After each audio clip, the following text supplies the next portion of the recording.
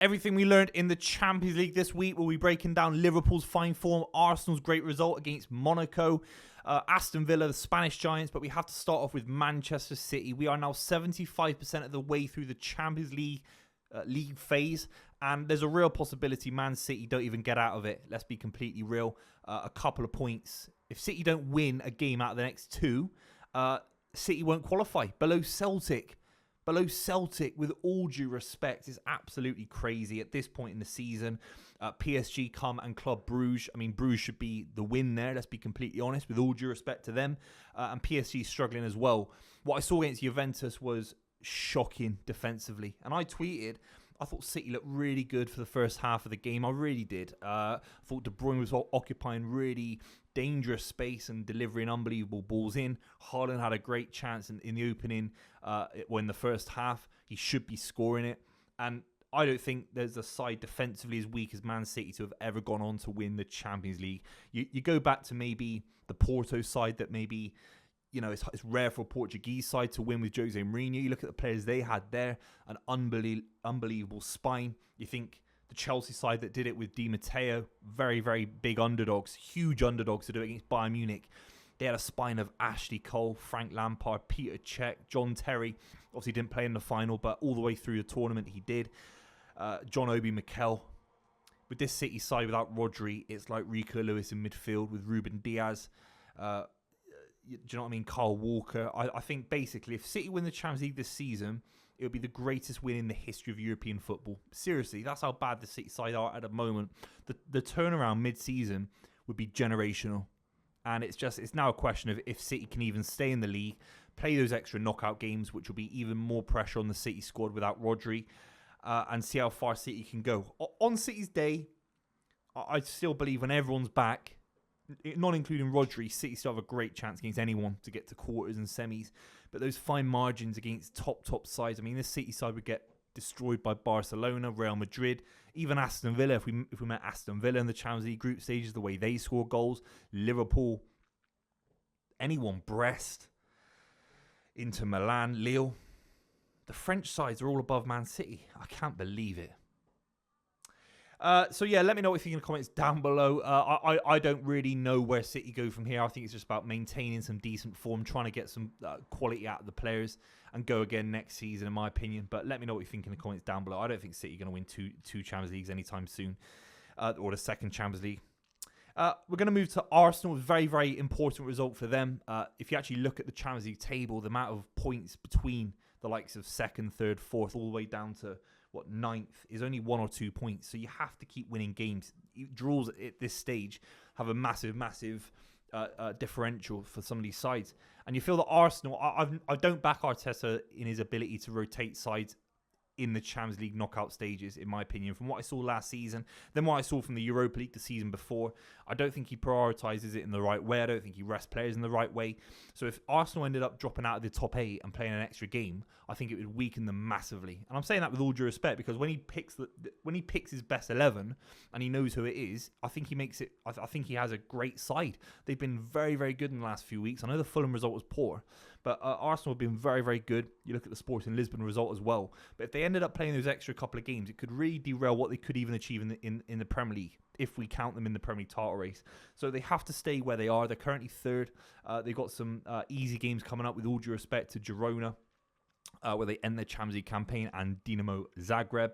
Some interesting things. Skelly at left back was very, very good on the ball. I think he's completely underrated for how good he is. When I've seen Skelly obviously come from the Arsenal Academy, that generation with Ethan Nwaneri, very, very good on the ball, steps into midfield, drives a beautiful ball into Gabby Jesus. Jesus whips it across for Saka's goal. And ultimately, Skelly could be a great option for Arsenal, particularly with Zinchenko's injury record, particularly with Calafiori's injury record, Tomiyasu's injury record. There's a lot of injury records at Arsenal at the moment. Ben White as well on the other side, which puts pressure on the rotation of the back line. I think Skelly's got more than enough quality. It's just an eye test. For me, it's just an eye test. And I look at Ethan Nwaneri as well. I think Ethan Nwaneri is more than good enough to be playing more football for Arsenal. So it's about Arteta's trust in these young kids. I think he could definitely lean into them a little bit more. But who am I to tell Arteta? Jesus down the middle was interesting as well. We've not really seen it. I know he's had a lot of injuries. He's not a world-class striker. I think he's definitely dipped in form in the last couple of years since leaving Manchester City. That's just an honest opinion. But he did look dangerous, missed a couple of big chances. He's always going to do that. Basically, you need Gabby Jesus to have 3 big chances. He'll score 1. He's a 1 in 3 striker. And usually that is the most difficult chance he'll score. At some weird angle or something like that. He's a fantastic, energetic presence up front, but he just isn't clinical in any way. But he links up play well. Dare I say, he's more dangerous than Kai Havertz, I think, with his pace. I think he's got a lot more pace, a lot more physicality. I think he could be a really viable option for Arsenal if they can maybe, protect his injuries and play him in big moments down the middle. I think he's more of a threat. Maybe Kai Havertz links up play a little bit better. He's a little bit cuter, a little bit smarter. I get that. I still don't think he's world-class anywhere near it. I think Arsenal deserves someone who is world-class in that position. But Jesus, I think, is a lot closer to Kai Havertz than maybe Arsenal fans will give him credit. It was a good win against Monaco. Monaco had a lot of chances. They should have probably scored a couple. But it doesn't matter ultimately because Arsenal are in and around basically first, second and third. It's a good campaign so far for Arsenal. We have to touch on Liverpool. Obviously, top of the Champions League. Now all the games are finished. You look at Barcelona, Real Madrid, Bayern Munich looking good as well. They're looking good, but they're not looking anywhere near as good as Liverpool. Now, obviously, it doesn't matter how you start the Champions League, as long as you make it through the group stages and finish strong. Real Madrid finished Champions League campaigns strong, and that's how they win so many. But I do think there's a quality gap between Liverpool, Barcelona. I look at Dortmund, I look at Leverkusen, I look at Arsenal in and around them as well, Aston Villa, Inter Milan. I think they are a cut above. I really do. And I would have backed Man City a couple of months ago to be in that conversation. With Real Madrid and Liverpool to be three favourites to win it. Obviously, Man City are out of it by a country mile at this point, but Liverpool's record is basically perfect. 0 losses, basically haven't conceded a goal. I think, is it 1 goal? Something like that, 1 or 2 goals they've conceded. Girona was an impressive result, in my opinion, away from home. What I'm so impressed with Arne Slot is, yes, he's a little bit lucky with injuries.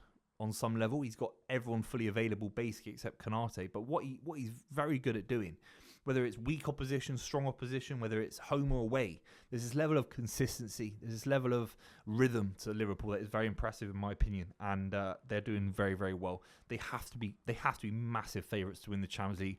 I'd actually say, if it comes to February, I know if they bottled the Premier League title race, I think at this point it probably is bottling if you get 11-point leads and 10-point leads.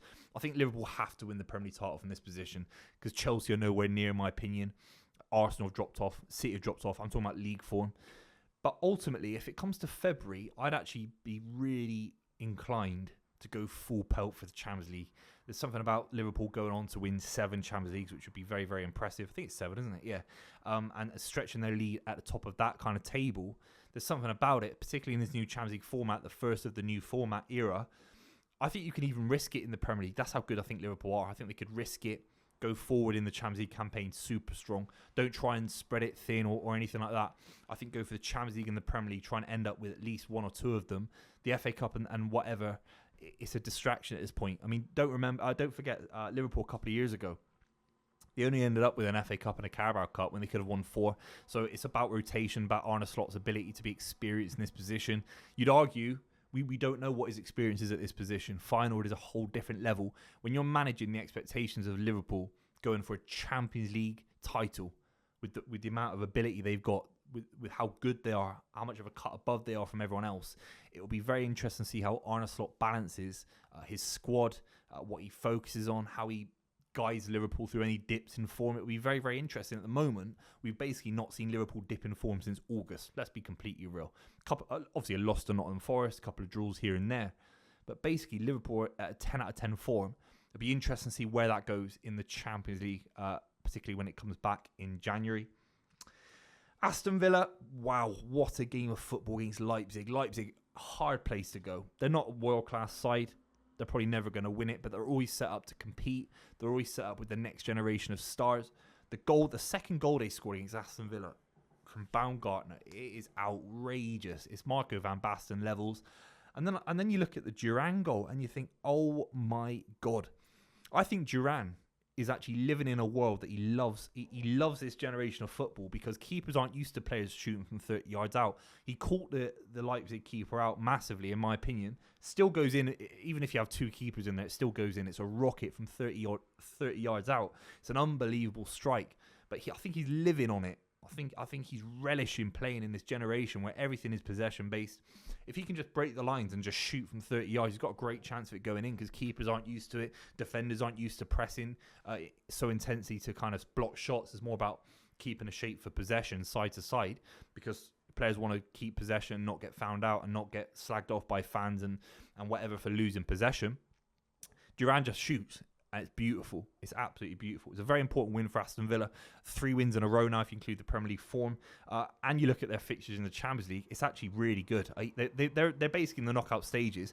If they can come top 8 as well, these guys can go on a run. Make no doubt about it. With Unai Emery's European experience, he knows how to juggle a squad in Europe. Better, in my opinion, than Mikel Arteta. Better than Arne Slot, based on what we've seen. We don't know enough about Arne Slot's ability to juggle Champions League, Premier League, or League, Champions League. But Unai Emery arguably is the best manager out there in terms of juggling a squad, usually very thin squads. You look at the Seville squad, the Villarreal squads in particular, juggling those squads and getting the most out of the European campaign. And Aston Villa, they got a great starting 11. They got a great couple of subs, first sub, second sub. After that, it does get a little bit thin. They will have to add in January, in my opinion. But their form recently has actually been decent. They're climbing the Premier League table and they're currently... Wow, they're 5th in the Champions League table. That is outrageous for Aston Villa. Let's just finish with the Spanish Giants. Big win for Real Madrid. They needed that. They could have been getting relegated like Man City. Atalanta, top of the Italian table. Jude Bellingham, individual goal was absolutely outrageous. His control, his pace, gets it on his left foot. Great goal. Same with Kylian Mbappe. It's a great finish. He goes off injured. But it's more about the individual brilliance from these Spanish Giants. You look at Yamal in the big win against Borussia Dortmund. Koundé down the right. Rafinha, great goal from Rafinha as well. These guys are living on individual brilliance. They're some of the best players in the world. I think Liverpool can argue that.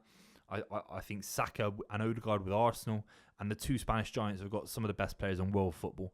I don't know about their systems. I don't know if they're going to get found out in the knockout stages. But the individual brilliance from these sides, you can't like dispute it really. And Yamal is just outrageous to watch. The way he controls games of football from such a wide position, and everything just kind of slows down to his pace, and then he releases the ball. He's in complete control of the game. It's outrageous how good he is. It's outrageous. And you wouldn't basically not back these sides to go on and win it because of the experience they've got, which I think goes a long way in the Champions League. And then their individual brilliance. I think sometimes the Champions League relies a lot on individual brilliance. I don't think they got necessarily the system. I'm not saying this Barcelona side, this Real Madrid side are generational. We're going to look back at having the best systems. They're still relatively in transition, you could argue, with both of them. But in the Champions League, in a semi-final, the quality that Yamal displayed at Euros, for example, we've seen it in individual moments. It will be a hard thing to stop these sides, particularly just outscoring you as well. Let me know what you think in the comments down below. If you made it this far, make sure you subscribe to the channel. Thanks very much for watching. Make sure you subscribe and pray for Manchester City.